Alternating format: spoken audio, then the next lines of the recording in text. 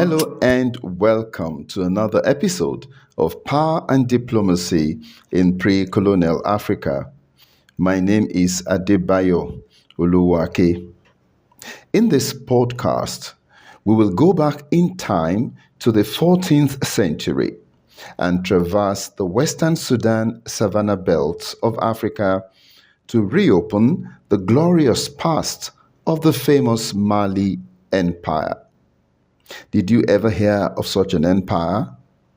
If you did, what intrigued you most about its wealth, its power, its influence, and its flamboyant emperors? Or perhaps this is your first time of hearing about the empire. In any case, let's have fun revisiting this African powerhouse. Are you ready? And now, let's begin our journey. The Mali Empire came into global attention in the early part of the 14th century.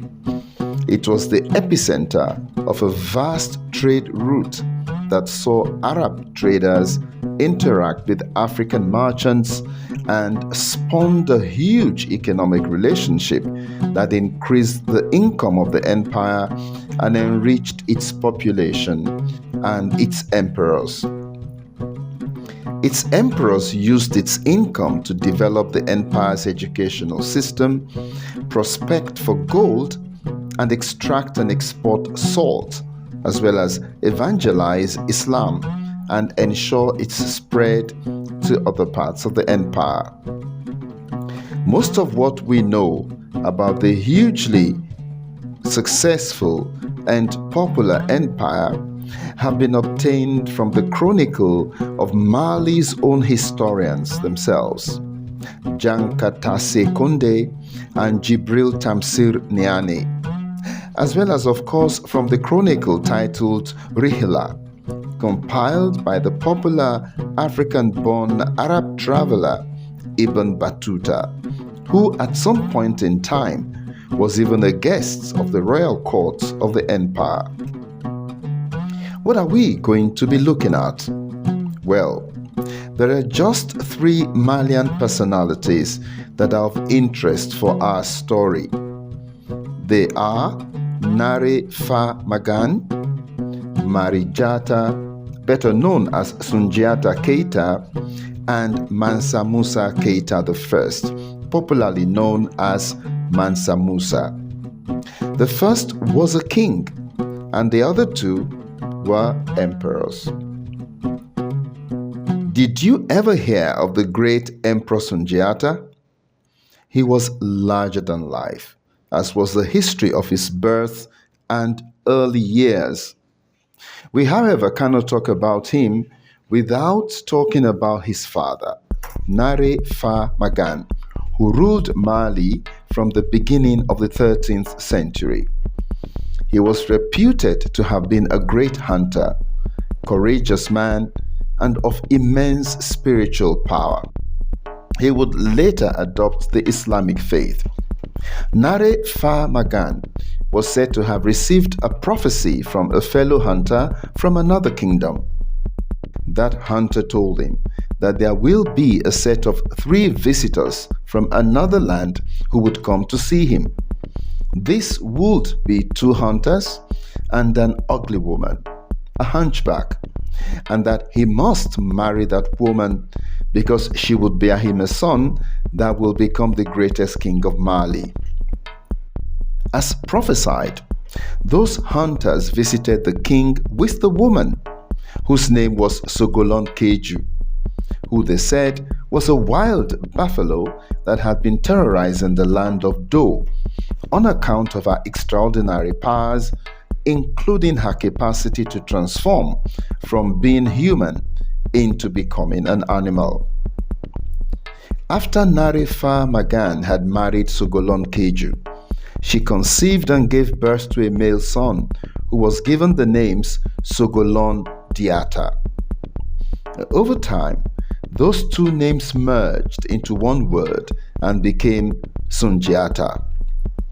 Sundiata could not walk for many years as he was lame on his feet.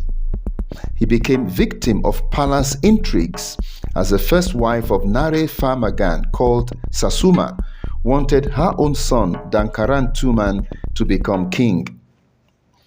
After several years of ridicule, meted to his mother on account of his being lame in his feet, Sundiata was said to have announced to his mother one fateful morning that he was going to start walking that day. He sent word to a blacksmith to manufacture an assistive device for him. And when this was delivered, he held on to it. And as he was pulling himself up, the sheer strength he exerted compressed the iron into a bow. He ultimately succeeded in pulling himself up, but that exhibition of power was enough inspiration for his Griot to quickly compose a poem in his honor, which is still recited in Mali up until this day. Afraid that Sasuma will kill her son, since he was now able to walk, Sogolon took him, his sister, and his Griot in an attempt to flee into exile. Dankara, who was now the presumed crown prince, got wind of the plan and held back Faseke, Sundiata's Griot, and his sister, whom he sent off to appease Sumaoro Kante, king of Soso, who had been terrorizing Mali. While in exile, Sundiata learned to become a warrior and a hunter. He was also schooled in the history of his ancestors. Word would get to him that the king of Soso had lost patience with Dankaran, had invaded the kingdom, and had exiled his half-brother. Sundiata therefore began preparing his own return to Mali by building a formidable military force made up of tested combatants, accurate marksmen, and expert cavalry forces.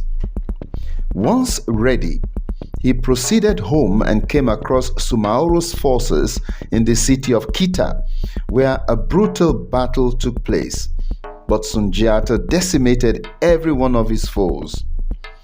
Although Sumaoro was said to have escaped mysteriously, Sundiata would later run into him in Kirina, and here the Soso king was killed by the great Djata.